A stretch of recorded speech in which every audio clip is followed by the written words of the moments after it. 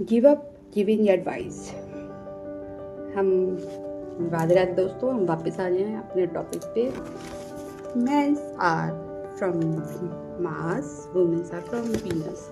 So without this insight into the nature of man, it's very easy for a woman unknowingly and unintentionally to hurt and offend the man she loves most। जाने अनजाने में बिना जानकारी के कई बार हम उन्हें ऐसी ऑफर कर देते हैं अपनी हेल्प, जिसे हम सबसे ज़्यादा प्यार करते हैं, हम उन्हें हर्ट कर देते हैं या उनको मानिंद महसूस करा देते हैं। ये बहुत सिंपल सी चीज़ है जो हमारे कपल रोल में ध्यान रखना होता है कि हम क्या मिस्टेक ना करें और हम ऐसे रिएक्ट ना करें। अगर हम इस चीज़ों को समझ जाएंगे ना, तो शायद जो छोटी छोटी बातों में हम एक दूसरे को पॉइंट कर देते हैं या पिंच कर देते हैं ना, वो सब दूर हो जाएंगी और हम बेहतर पार्टनर बन सकेंगे एक दूसरे के। जनरली ना कपल्स समझ ही नहीं पाते कहाँ फॉल्ट आ रहा है या कहाँ वो फ्लो है। फॉर एग्जाम्पल, आगे बढ़ते हैं हम आगे।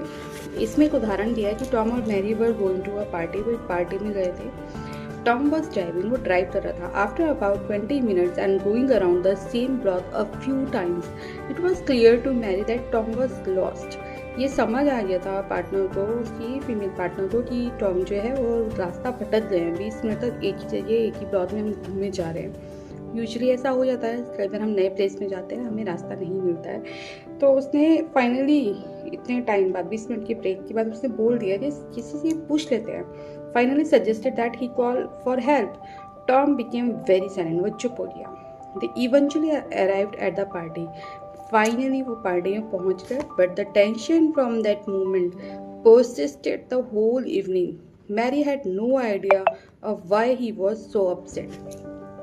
तो लेकिन पार्टी में जाने के बाद एक माहौल सा कायम हो गया। और अगर आप अपने पार्टनर को एक बात नहीं जानते होगे कि आपको कौन सी बात बुरी लगी है या क्या, किस बात से वो हर्ट हुआ है, लेकिन हाँ, आप एक्सप्रेशन और एक्शन से समझ जाते हो समथिंग गोइंग रॉन्ग, क्योंकि वो आप इतना तो पार्टनर्स में समझ आने लगता बिना कहे। तो वही साइलेंट इनके बीच में आ गया था कि वो अपसेट हो गया, वो उसे नहीं पता चला था, लेकिन यस, एक चीज़ वो परसिस्टेड हो रही थी, चीज़ समझ आ गई थी कि पूरी इवनिंग में that something is happen between them. From her side she was saying, उसके हिसाब से, I love and care about you, so I am offering with this help. अब पार्टनर्स भी इतने टाइम साथ में आप रह रहे होते तो आप इतना, आपके पार्टनर्स तो अपनी मन की बात कहना नॉर्मल है, कोई बुरी बात नहीं है, बट इसको ऑफेंडेड फील करना ये गलत है। From his side, he was offended. What he heard was, "I don't trust you to get us there. You are incompetent." उसके हिसाब से क्या हुआ कि वो इतने लायक नहीं है जो उसको टाइम पर वहाँ पहुँचा सके, वो इतना ट्रस्ट नहीं कर सकती।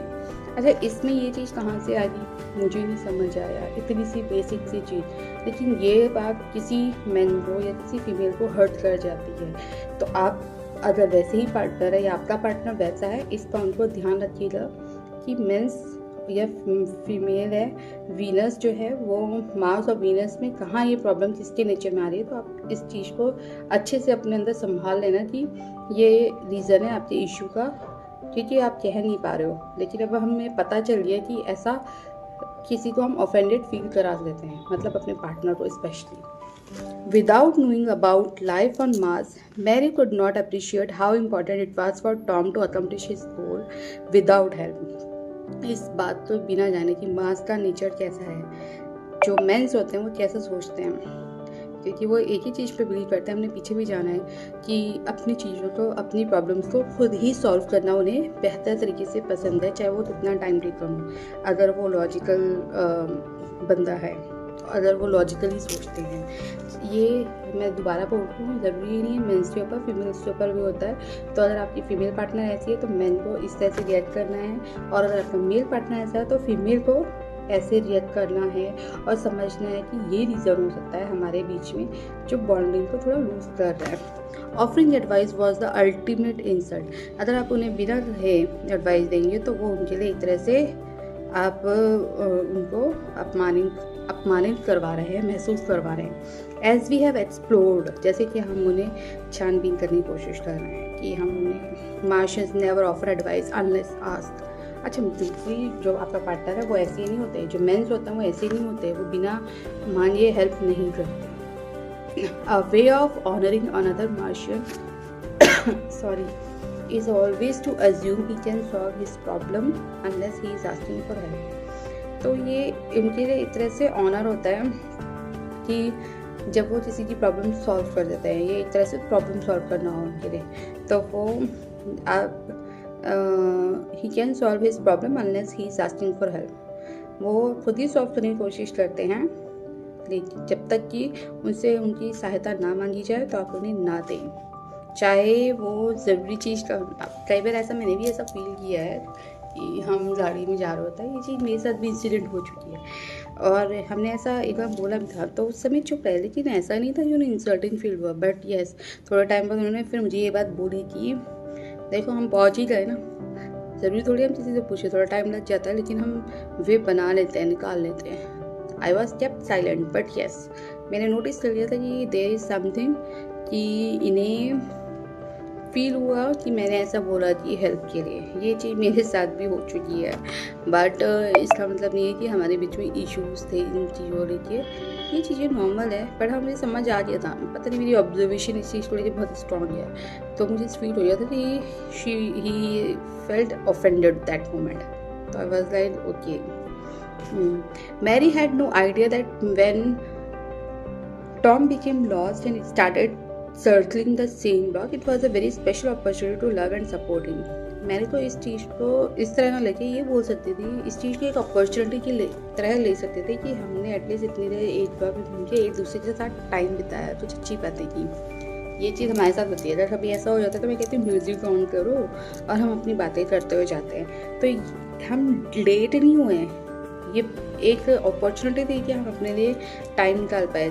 चाहिए यूजुअल लाइफ में हम इतना टाइम एक दूसरे को दे नहीं पाते, तो उस डेस्टिनेशन में ना पहुंचनी चाहिए, उस डेस्टिनेशन तक पहुंचने के लिए जो वे ऑफ टाइमिंग था वो जो यूज़ हुआ उसमें हम दोनों साथ में थे, तो उसको हम अपॉर्चुनिटी की तरह ले सकते थे और लव एंड सपोर्ट एक दूसरे को दे सकते हैं उस मोमेंट पे। It was a very special opportunity to love and support him. At that time, he was particularly vulnerable and needed some extra love. उस मोमेंट पे उसे इरिटेट करनी चाहिए या ऐसा बार बोलनी चाहिए कि तुम किसी और से हेल्प ले लो, पूछ लो, वो वे बना रहा है, ठीक है, टेक हिम हिज टाइमिंग, उस पहुँचा ही देगा थोड़ी देर में, ज़रूरी नहीं है हर जगह टाइम पे पहुँचो। ये इंपॉर्टेंट है जिसके साथ आप जा रहे हो उस मोमेंट को आप इंजॉय कर सको। तो वेवर भी हाँ, at that time he was particularly vulnerable and needed some extra love. उस समय पर आप उसे असुरक्षित महसूस कराने की जगह बेटर है कि आप उसे एक्स्ट्रा लव दे सकें। मुझे बीच में रुकना पड़ रहा है।